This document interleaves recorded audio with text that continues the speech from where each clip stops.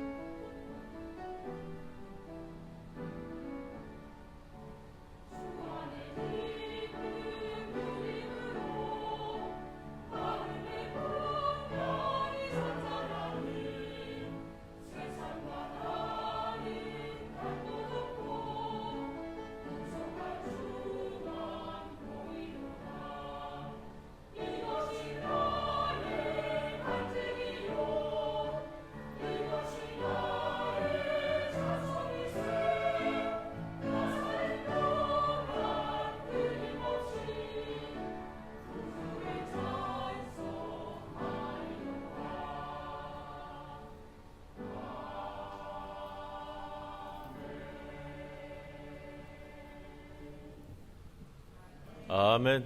감사합니다. 소리 잘 들리세요? 또 뭐 소리가 왔다 갔다 하는 것 같은데, 예.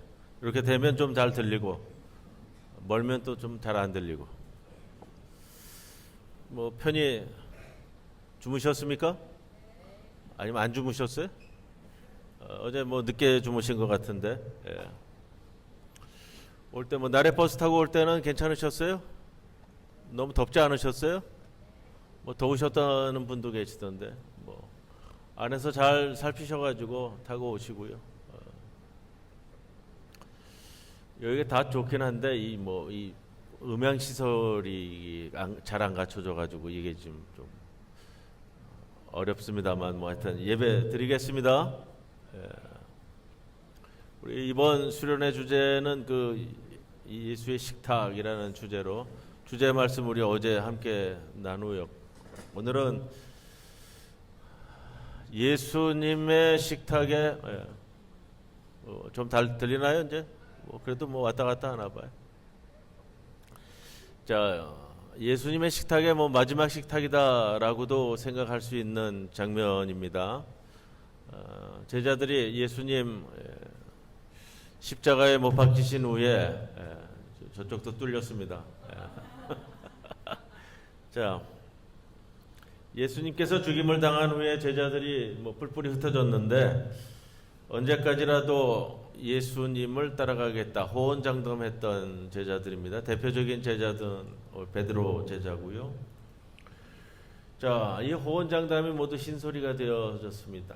그러나 부활하신 예수께서는 그렇게 떠나가신 예수님을 찾아가서 제자들을 찾아가서 그들에게 평안을 다시금 허락해 주시고 오늘 장면은 뭐 결론적으로는 이제 사명을 다시 불러 일으키시는 장면인데 그 장면이 어떻게 구성되어 있는가 하는 말씀을 좀 나눌 겁니다. 요한복음에서 이 부활하신 예수님과 제자들의 만남을 좀 색다르게 오늘 보여주고 있습니다. 흩어진 제자들과 뭐 베드로를 비롯해서 몇몇의 제자들은 물고기나 다시 잡으러 가겠다라고 고향으로 돌아갔습니다. 그날 밤 밤새도록 고기를 잡았는데 잡지 못했다라는 것은 처음 부르심을 받았을 때의 장면을 다시금 불러 일으키고 있고요. 그렇게 새벽을 맞이하고 있었습니다. 그 텅 빈 새벽에 예수가 디베랴 호숫가에 나타났다. 디베랴 호수는 갈릴리 호수를 이야기합니다. 그것을 뭐 당시에 로마 제국의 식민지로 있었던 이스라엘에서 황제의 이름을 높이기 위해서 갈릴리 호수 이름을 바꿔 불었어요. 디베랴 호수라는 것은 티베리우스예요. 티베리우스 황제의 이름을 따서 티베리우스 호수다 이렇게 불렸던 그 이름이 복음서에 보면은 뭐 디베랴 바다 또 뭐 갈릴리 호수 뭐 이렇게 섞어져서 나오게 됩니다. 빈배로 돌아오던 그들이 그 새벽에 호숫가를 서성이는 남자가 예수님일 줄은 아마 상상도 못했을 겁니다. 그러나 그 남자는 그들에게 고기를 얼마나 잡았는지를 물어보고 허탕이라는 그들의 볼멘 소리에 그물을 배 오른쪽이라 던져보라 라는 팁을 주었습니다. 그의 말대로 하자 그물을 끌어올릴 수 없을 정도로 많은 고기가 잡혔습니다. 누구인 줄도 모르고 그저 하라는 대로 그물을 던졌지만 놀라운 결과는 그 사람을 다시 보게 만들었고 일행 중 하나가 그 사람이 예수라는 것을 눈치챘습니다. 그들은 무거운 그물을 끌고 서둘러 무트로 올라왔습니다. 예수께서 그들을 기다리고 있었습니다. 밤새 헛수고한 그들을 위로하려는 듯 숯불을 피워놓고 있었습니다. 떡도 있고 물고기도 있었습니다. 방금 잡은 물고기를 더하면 아마 금상첨화였을 겁니다. 예수께서 이때 하신 말씀이 오늘 말씀의 제목입니다. 뭐죠? 와서 아침을 먹어라. 여러분 아침 드셨어요?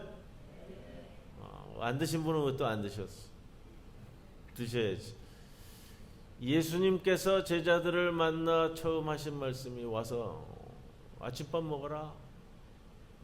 우리 어제 말씀에 비교해가지고 오늘 이 말씀도 보시는 거예요. 제자들이 어떤 마음이었을까요? 뭐 뻘쭘했겠죠. 목숨을 내놓고 예수를 따르겠다고 했던 제자들이 호언장담했는데 예수님 죽은 후에 다 뿔뿔이 흩어져서 고향으로 돌아가서 물고기를 잡고 있었던 장면이잖아요. 떡과 물고기를 들어서 그들에게 직접 주셨습니다.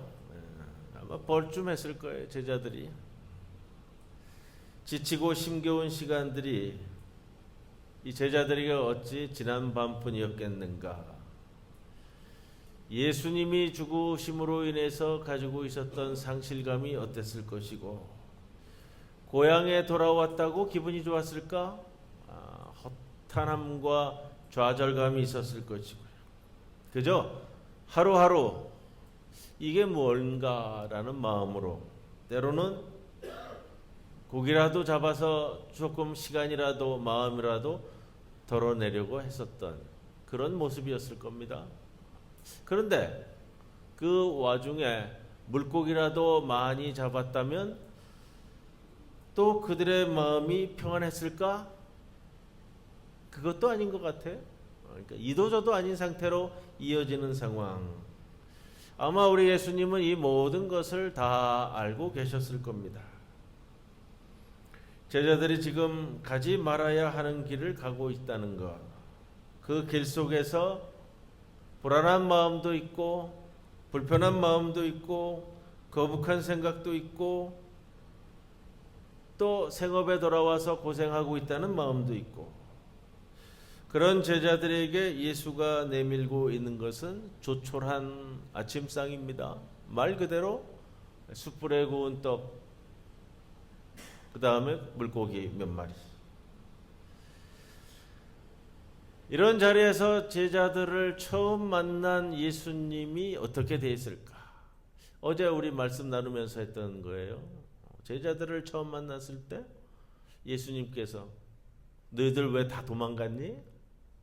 너희들 나한테 앞에서 호언장담했는데 왜 지금 여기 와 있니? 여기 와서 뭐 하니? 안 그러셨죠? 그럼 뭐라고 그러셨어요? 아침밥이나 먹자. 예. 여기에 다 포함되는 거예요.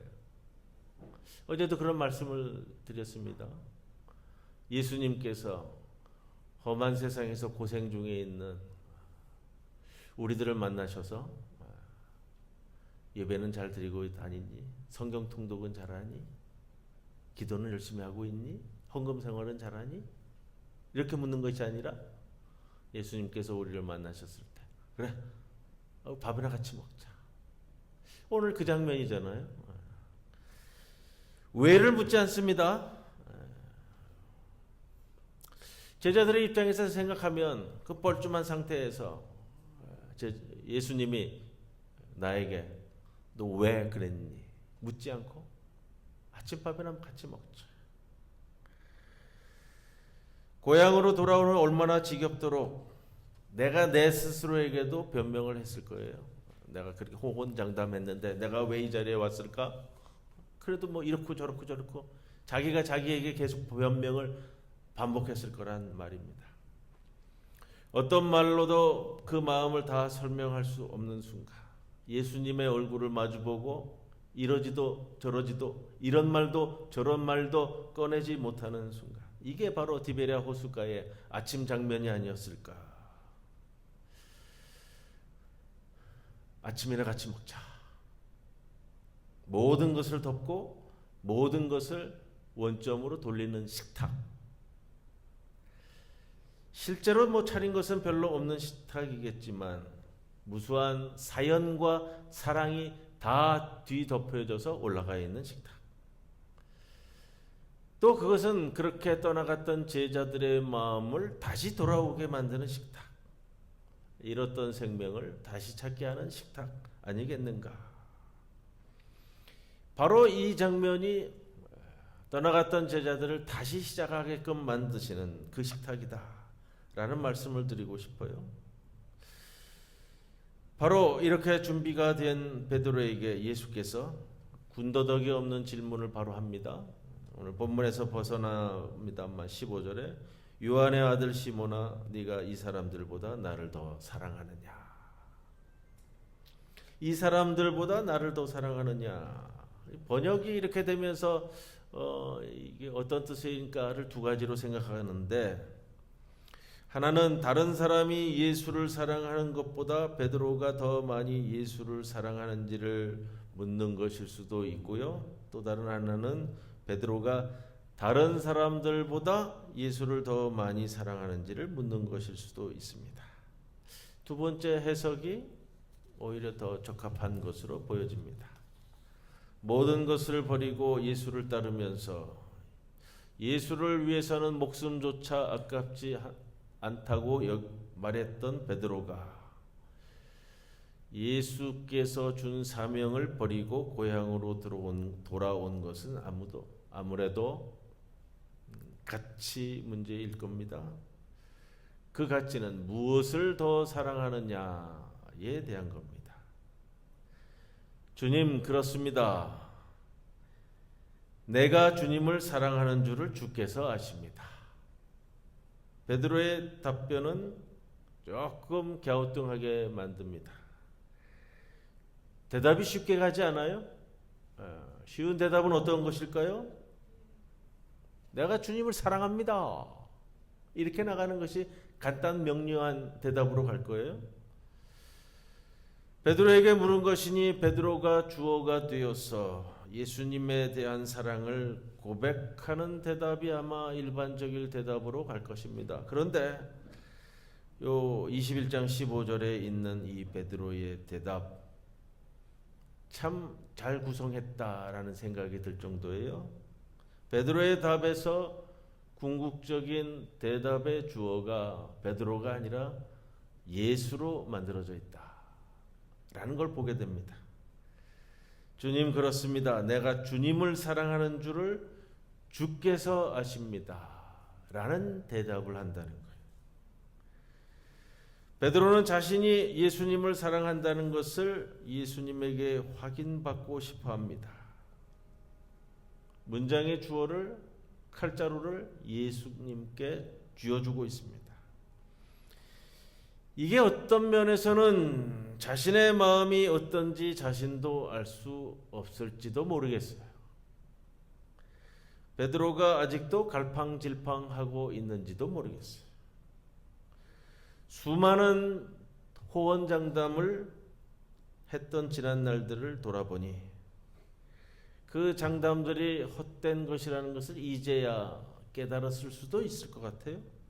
그러나 확실한 것은 이제 다시 예수님이 나에게 왔다는 것이고, 그것은 예수님이 베드로의 여전한 사랑을 그래도 알기 때문이 아닌가라고 반문했을지도 모르겠습니다.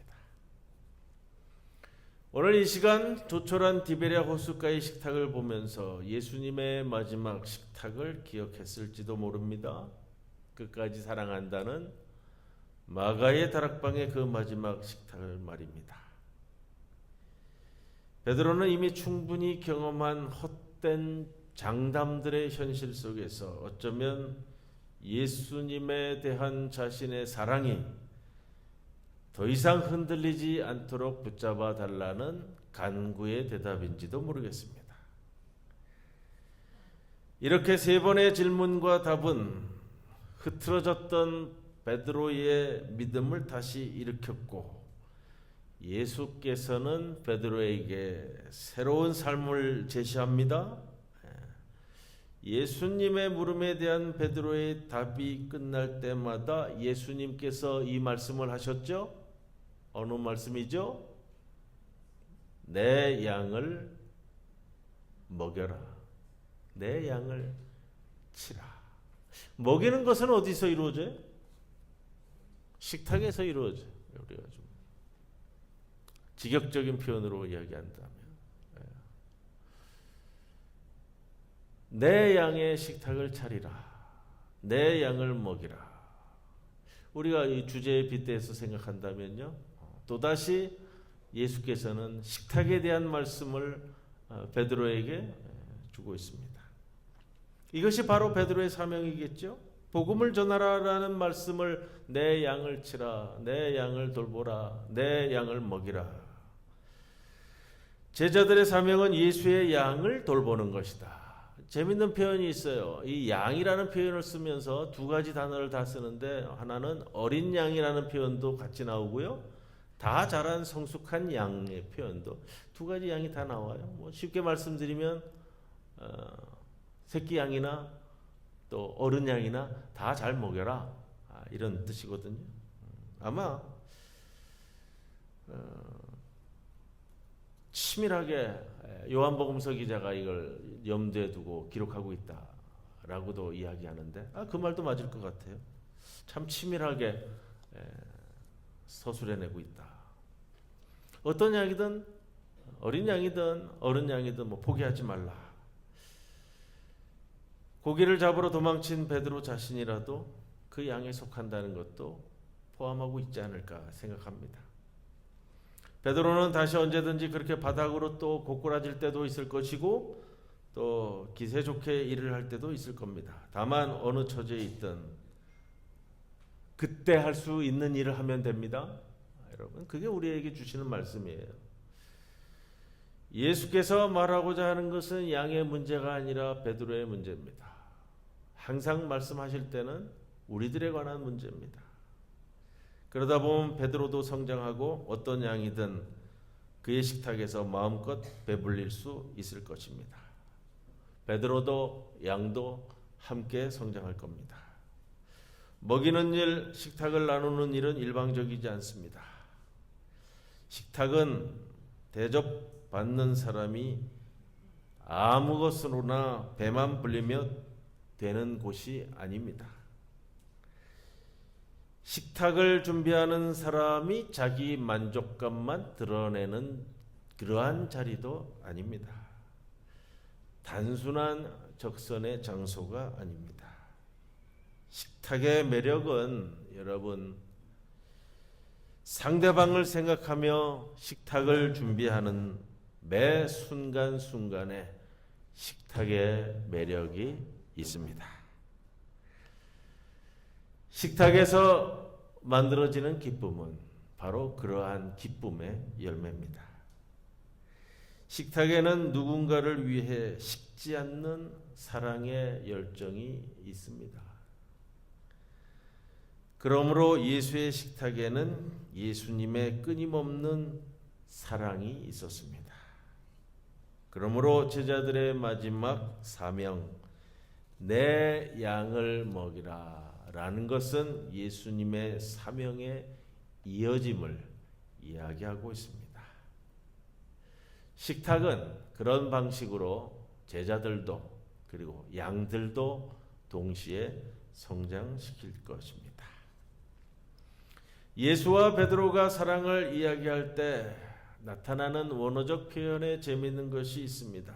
예수께서 내가 이 사람들보다 나를 더 사랑하느냐라고 이야기하실 때 사랑하다에 사용된 동사는 아가페라는 동사를 사용합니다. 반면 베드로가 내가 주님을 사랑하는 줄을 주께서 아십니다라고 말할 때는 필로스라는 단어를 사용을 합니다. 아가페는 우리가 아는 것처럼 끊임없는 사랑을 이야기하는 표현이고요. 필로스는 형제들의 사랑, 우정의 사랑을 이야기할 때 나오는 표현입니다. 아가페를 하나님의 사랑으로 이해한다면 필로스는 우정으로 이해되는 표현입니다. 아가페는 무조건적인 사랑이라고 한다면 필로스는 주고받는 사랑이다라고도 말씀드릴 수 있습니다. 둘 다 사랑이라는 단어로 번역되지만 세 번에 걸친 질문에서 예수님은 처음 두 번은 아가페로, 마지막 세 번째는 필로스로 받고 있습니다. 베드로는 모두 다 필로스로 받습니다.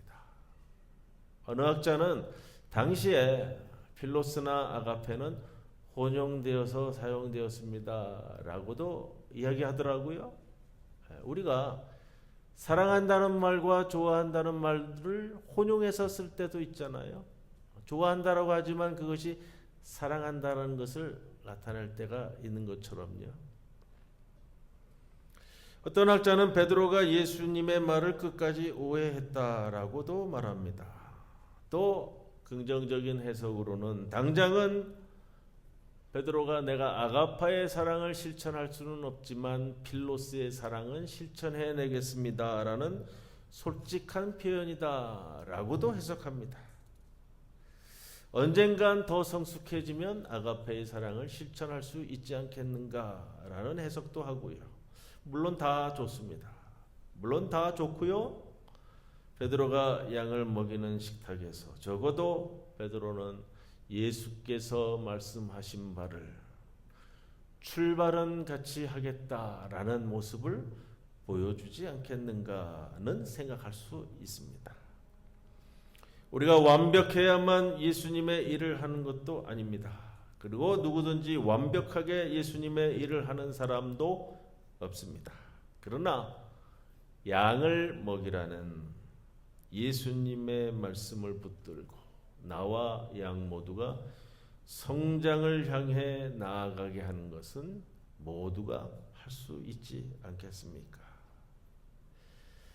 이러한 베드로에게 예수님께서는 네가 젊어서는 스스로 띠를 띠고 내가 가고 싶은 곳을 다 다녔으나 내가 늙어서는 남들이 너의 팔을 벌릴 것이고 너를 묶어서 네가 바라지 않는 곳으로 끌고 갈 것이다 라고 18절에 말씀하십니다.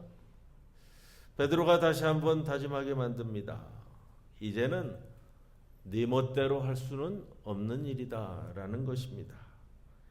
이제는 다시 돌아갈 수 없는 길, 그 어려운 길에 베드로가 들어섰음을 이야기합니다. 양들을 돌보면서 예수님의 생명은 이 양들의 식탁에서 더욱 풍성해 이어질 것입니다. 이곳저곳에서 끝없이 펼쳐지는 수만 가지의 식탁을 상상하는 즐거운 말입니다. 그 즐거움 속에서 양을 돌보며 식탁을 차리는 자들의 고통과 수고는 성장이라는 이름을 얻을 것입니다. 무슨 대단한 기적이나 놀라운 능력이 아니더라도 제자들의 일이 예수님의 일이 될 수 있는 것은 이렇듯 먹이는 일을 통해서 식탁을 통해서 표적을 보여왔습니다. 누구든지 올 수 있는 열린 식탁, 디베랴 호숫가의 식탁처럼 아무것도 묻지도 따지지도 않는 따뜻한 식탁, 그 식탁을 통해서 제자들도 자라고 예수님의 생명도 이어져 가는 겁니다. 언제 어디서든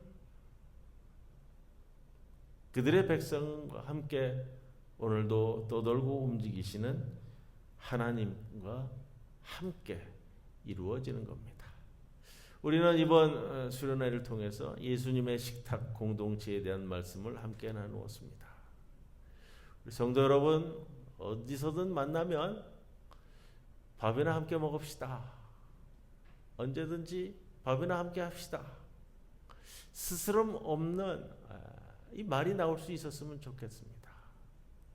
이 참 거북한 사이에서는 안 나오는 말이거든요. 그런데 우리 성도들 가운데서도 또 쉽게 나오는 말은 아닌 것 같아요. 오늘 나눈 말씀 다 접고서라도 여러분, 우리 모든 성도들은 언제 어디서든 밥이나 함께 합시다. 이 말을 서스럼 없이 나눌 수 있는 귀한 주님의 식탁 공동체가 모두가 되기를 주님의 이름으로 간절히 축원을 드립니다. 고마우신 아버지 하나님, 감사합니다. 우리 이번 수련회를 통해서 예수의 식탁에 대해서 말씀을 함께 나누었습니다. 또한 우리 모두가 이곳에서 1박을 하며 3번의 식탁을 함께 나눕니다. 예수의 식탁을 통해, 그 식탁이 우리의 식탁을 통해 또 세상의 모든 식탁이 되도록 인도하옵소서. 예수님의 이름으로 기도드리옵나이다. 아멘.